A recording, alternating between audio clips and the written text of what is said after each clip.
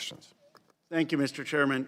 Mr. Lucci, a few months ago you tweeted out, quote, 2 Chinese Americans accused of attempted bombing at MacDill Air Force Base gained U.S. citizenship via birthright. They are not loyal to the USA. There are 1,500,000 more, quote, Chinese Americans essentially born in Saipan, which is a U.S. territory, and raised in communist China. Denaturalize them all. I'd like to offer you an opportunity to correct the record for such a bigoted and xenophobic statement. Do you believe millions of Chinese Americans who gained citizenship through birthright should be denaturalized, or are you simply a racist? Congressman, what I'm referring to are Chinese folks who are just born in a U.S. territory and then go immediately back to China. They live their whole life in China.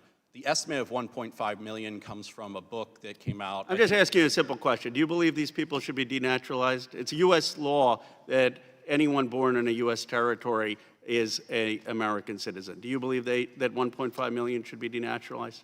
I think that if they're loyal to the Chinese Communist Party. I'm not asking that. I'm saying they're born here. Do you think they should be denaturalized? 1.5 million. Congressman, I understand under the current laws that they have citizenship. And you think that should be changed?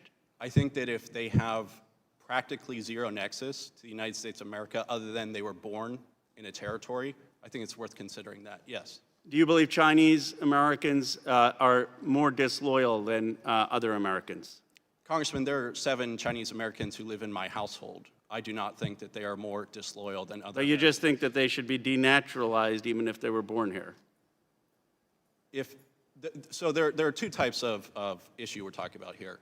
There are folks who are born here, they're just raised here. They're Americans like you and I. It's a very different thing when you have folks, my understanding is about 50,000 per year, are just born in a territory. They're there for a couple weeks, and then they go back and they're raised in China. I think that the You're saying 1.5 million.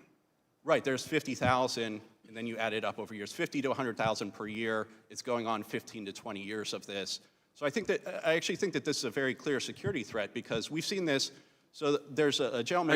Are you saying this for? So are you saying any American born here who then goes to a foreign country and is raised there should be denaturalized? Is that your position? That's not my position. What is your position then? When the federal government defines adversaries, which the federal government does, and then the federal government says these adversaries pose a national security risk to us, and then when you You're not talking about, you're talking about a blanket statement. You're saying basically in your tweet you say, and I can't believe you're not walking it back. I fundamentally find it fundamentally racist. I mean, I don't use that word. I don't think I've used that word in 10 years in a committee hearing.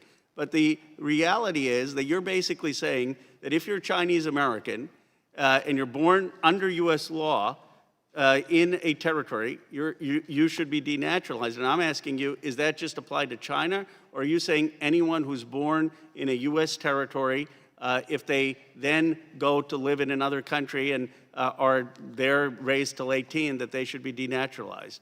Congressman, let me restate. My household has 8 people in it. I don't really care about your household. That's like saying I'm friends with someone who's black, but I'm still a racist. I want to know what your actual policy is. Congressman, you accuse me of racism against. Yes, I do. I think you're a racist. I think you are a racist. So you're accusing me of racism? I'm not accusing you. I'm saying the actual statement. I think your statements are racist against Chinese Americans, and I'm trying to understand whether you believe that this is just Chinese Americans who should be denaturalized, or whether you believe that anyone born here who goes to a foreign country and is raised should be denaturalized. The second part, certainly, that's not what I said. What I said was that when folks are born in a territory, they're there for a week or 2, they go back to communist China, they have no real nexus to the United States of America, that we should consider that. I think that it creates a clear. So but are you saying that just for Chinese Americans or for anyone born in the United States who goes and is raised in a foreign country should be denaturalized? I would consider it for foreign adversary nations as defined by the federal government. That's where the federal government. So you want to denaturalize Iranian Americans, you want to denaturalize Russian Americans, you want to denaturalize Korean Americans, North Korean. I mean, where does this end? When folks have no. My point was, in the number of 1.5, obviously there are way more people of Chinese descent born in the United States of America, birthright through that. 1.5 is the estimated number of people born just in a territory. They're there for a very short amount of time, and then they're raised in China, loyal to the Chinese Communist Party. I think that that's a clear security risk. But I'll repeat, I take direct offense. You're saying I'm racist against my own family. My I think you're family racist is largely against Chinese Americans. Yes, I do. Congressman, with all due respect, I think that's We'll put out this exchange, and the American people can decide when you're talking about eliminating birthright citizenship for Chinese Americans, whether they think you're a racist. I think a lot of Asian Americans and many Americans will think you are. I think that when people see that I have a Chinese wife and 4 Chinese children, I don't think that excuses I don't think racism. I don't think they're going to see racism in that.